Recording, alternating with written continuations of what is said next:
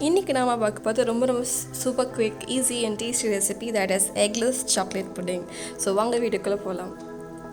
இதுக்கு ஒரு பேன் எடுத்திருக்கேன், நான்ஸ்டிக் பேன். இதில் 5 tablespoon of sugar add பண்ணிக்கோங்க. இதோட 2 tablespoon cocoa powder, not sweetened unsweetened cocoa powder add பண்ணிக்கோங்க. ஆட் பண்ணிவிட்டு மிக்ஸ் பண்ணுங்கள். மிக்ஸ் பண்ணிவிட்டு இந்த ஸ்டேஜில் நான் 2 டம்ளர் மில்க் ஆட் பண்ணிக்க போகிறேன். எனி மில்க் நீங்கள் ஆட் பண்ணிக்கலாம், full fat or any normal milk can add this. So 2 tumbler add பண்ணிவிட்டு நல்லா மிக்ஸ் பண்ணுங்கள். இதில் நிறைய லம்ஸ் வரும். ஸோ மிக்ஸ் பண்ணிவிட்டு இதோட வெனிலா எசன்ஸ் ஆட் பண்ணிக்கோங்க. 1 டீஸ்பூன் வெனிலா எசன்ஸ் ஆட் பண்ணிட்டு மிக்ஸ் பண்ணுங்கள். மிக்ஸ் பண்ணிகிட்டே இருக்கும்போது இதோட நம்ம கார்ன்ஃப்ளவர் ஸ்லரி ஆட் பண்ண போகிறோம். கார்ன்ஃப்ளவர் அண்ட் வாட்டர் மிக்ஸ் பண்ணிவிட்டு இதில் இந்த பேஸ்ட் ஆட் பண்ணி போகிறோம்.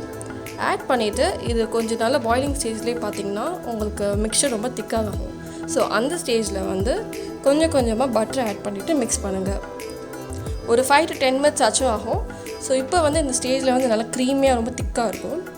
ஸோ இப்போ ஒரு பவுலில் எடுத்து நல்லா பட்டரில் க்ரீஸ் பண்ணிவிட்டு இந்த மிக்சரை இதை ட்ரான்ஸ்ஃபர் பண்ணிக்க போகிறோம். ட்ரான்ஸ்ஃபர் பண்ணிவிட்டு 2 hours ஃப்ரிட்ஜில் வச்சுட்டு எடுத்துடும். நாட் ஃப்ரீசர், ஃப்ரிட்ஜில் வச்சுருங்க.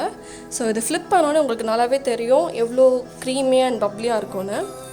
ஸோ இதுக்கு கொஞ்சம் டெக்கரேட் பண்ணுறதுக்கு நான் ஸ்வீட் அண்ட் கொக்கோ பவுடர் எடுத்துக்கிறேன். ஸோ மேலே கொஞ்சம் டெக்கரேட் பண்ணிக்கோங்க. In case cocoa powder sweet and இல்லைன்னா நீங்கள் இதோட நட்ஸ் வச்சு டாப் பண்ணிக்கலாம்.